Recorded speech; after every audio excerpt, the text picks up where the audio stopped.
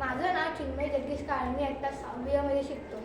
माझं नाव वेदांत नारायण, मी इयत्ता 6वी अ मध्ये शिकतो. माझं नाव ईश्वरी हेमंतकर, मी इयत्ता 6वी अ मध्ये शिकते. माझं नाव भार्गवी प्रदीप पांडे, मी इयत्ता 6वी अ मध्ये शिकते. माझं नाव दुर्वा संदीप परवडे, मी इयत्ता 6वी अ मध्ये शिकते. आपल्या प्रत्येकाच्या आयुष्यात स्वदेश या शब्दाला महत्त्व दिलेले आहे.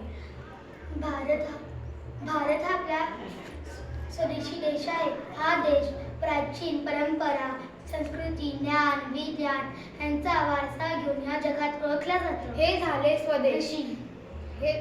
स्वदेश.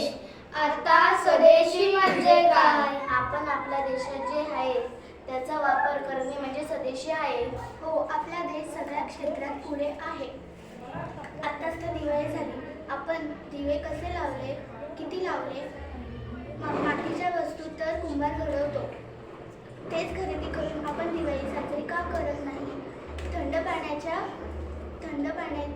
पाणी पाहिजे असेल तर फ्रीजमधून बाटल्या का काढतो?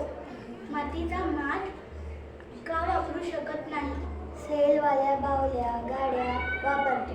शेतात जे पिके आहे त्याचा वापर खाण्यासाठी करू शकतो. स्वदेशी म्हणजे काय? स्वदेशी म्हणजे